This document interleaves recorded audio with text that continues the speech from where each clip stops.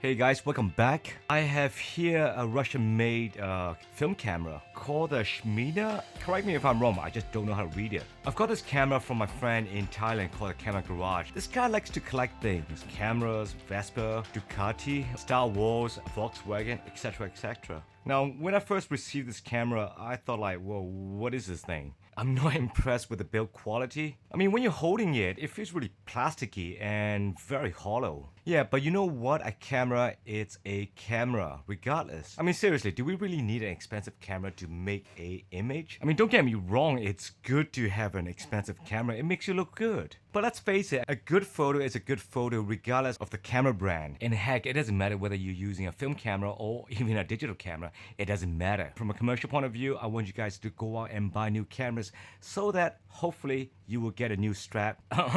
Alright, back to this camera. Now, to use this camera well, you have to be comfortable, very comfortable with zone focusing. Well, the camera itself is pretty slow because you need to take two steps in order to make a shot. First step is have to manually wind the film forward unless you want a double exposure. Once you have done that, you crank the shutter release, which is in front near the lens. You know what? It's completely different from the Minox. By comparison, the SMENA 8M, it's a lot slower to operate. But if you're into double exposure, now this is the camera for you. No, so the real question is, will I get this camera? And the answer is no. Now, not because this is a bad camera, but it's the fact that it's too similar to my Minox. I think the Mini has a 40mm focal length while the Minox is 35. I do like the 40 focal length better, but 35 is a lot more forgiving.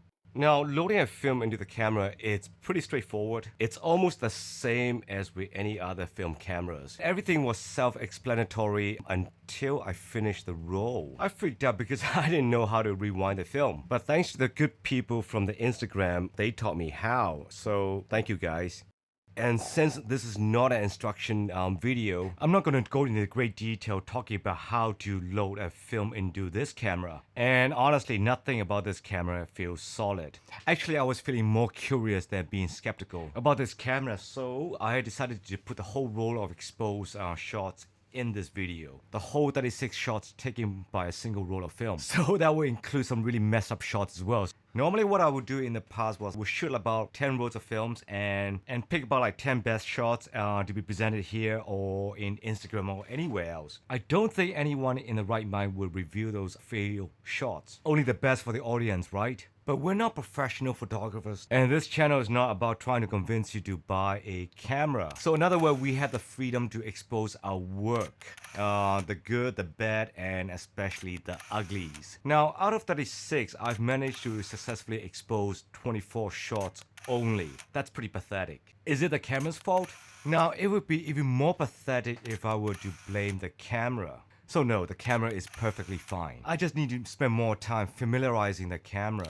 So will I take this camera out and burn more films? Again, the answer is no, I do not enjoy its handling. But if you're looking for a raw camera, unrefined, uncut, somewhat inexpensive compact film camera, this SMENA would be a good starting point. One thing I've realized, it's really my biased opinion, is the fact that I don't enjoy using autofocus. I mean, if you stop down all the way to f8 or f16 and do zone focusing, in my experience, it's actually faster than any autofocusing film cameras. Well, think about it, it's relatively slower than today's digital cameras. And exactly why are we still shooting films today? I'm pretty sure it's more than just making an image. I'm still shooting film not because of the film itself, but because of the film cameras. For example, operating a Hasselblad is somewhat different from a Rolleiflex, which is somewhat different from a Minox as well, which is completely different to a Leica, for example. So yeah, I do enjoy a camera that is a pain to operate, and this is why I am still shooting film.